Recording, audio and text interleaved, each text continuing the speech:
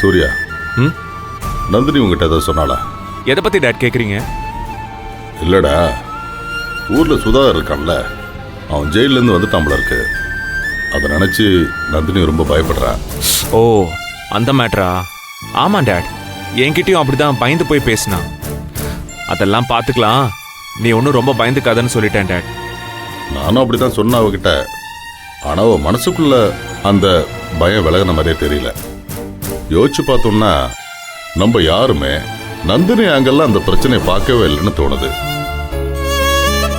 ஊர்ல வயசுக்கு வந்து 2 தங்கச்சிங்க, வயசான பாட்டி, உடம்புக்கு முடியாத அப்பா, இவங்கெல்லாம் எப்படி சுதாகரை சமாளிக்க முடியும்?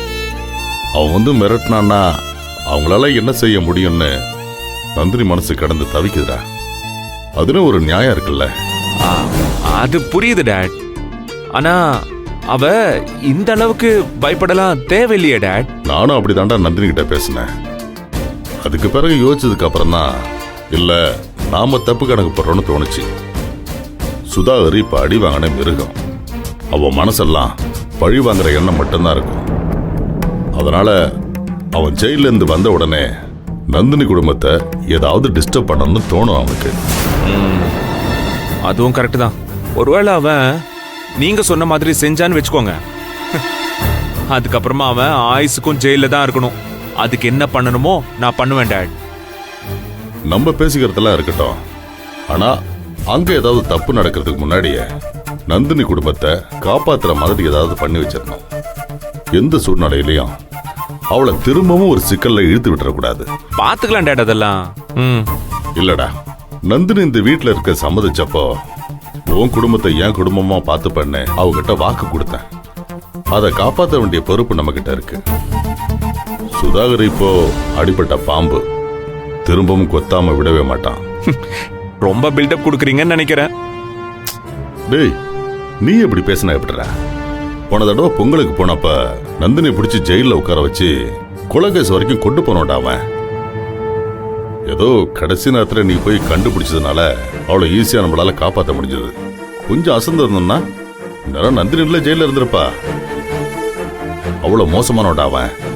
இப்ப எப்படி சும்மா இருப்பான்னு நினைக்கிற? ஒண்ணு, அவன் நந்தினி எங்க தேடி வருவான், இல்லன்னா நந்தினியை அங்க தேடி வர வைப்பான். எப்படி இருந்தாலும் ஒரு கவசம் மாதிரி நின்று நந்தினியை அவ குடும்பத்தையும் காப்பாற்ற வேண்டிய கடமையும் பொறுப்பும் நம்ம கிட்ட இருக்கு.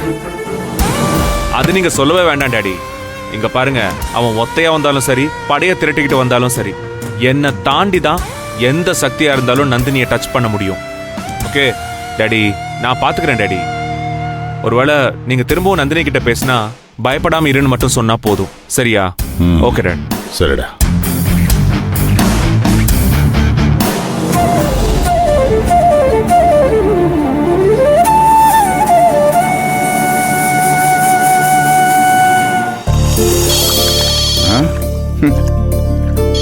வேலை செய்யற நேரத்துல இது வேற.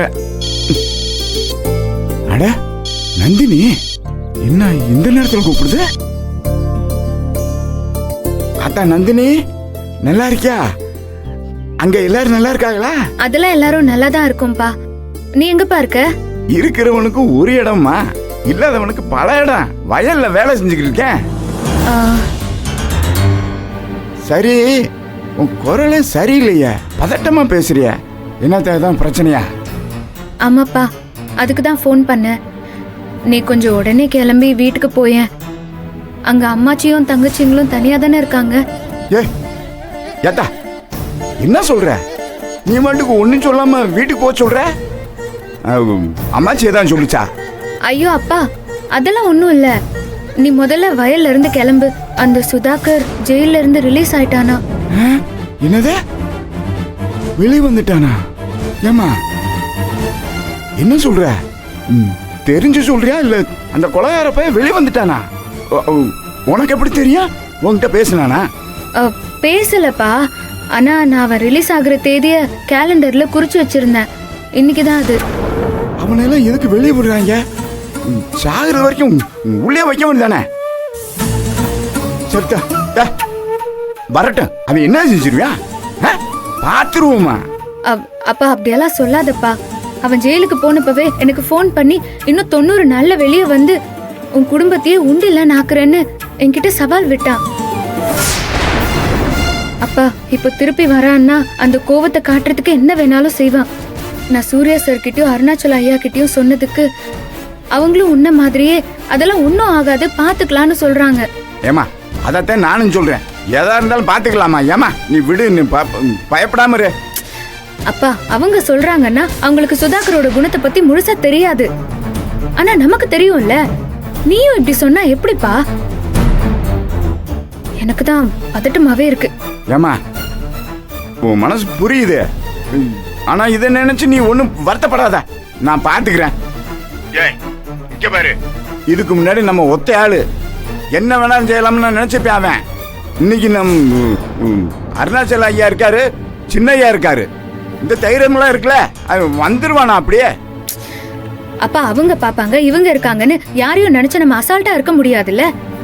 இருக்கிற கோபத்துக்கு ஜெயில இருந்து வரவன் நேரா வந்து ஏதாச்சும் செஞ்சுட்டு போயிட்டான்னா? ஏமா என்னம்மா நீ இந்த ஊர்ல எல்லாம் அப்படி செஞ்சிட முடியுமா அவன்? இல்லப்பா நீ எனக்கு சமாதானம் சொல்லாத. அங்க உனக்கும் மத்தவங்களுக்கோ ஏதாச்சும் ஒண்ணு ஆயிடுச்சுன்னு வச்சுக்கோயேன், அதுக்கப்புறம் யாருக்கிட்ட போய் என்ன நியாயம் கேட்டாலும் ஒரு பிரயோஜனமும் இருக்க போறது இல்ல. அப்பா நான் சொல்றது கேளு, நீயும் தனியா இருக்காத, உடனே கிளம்பி வீட்டுக்கு போ. சரி நான் கிளம்புறேன் இப்பவே, நீ பதட்டப்படாம இரு. சரி நீ எதுவா இருந்தாலும் எனக்கு உடனே ஃபோன் பண்ணுப்பா. சரிம்மா இப்ப கிளம்புறேன், தைரியமா இரு. சரிப்பா.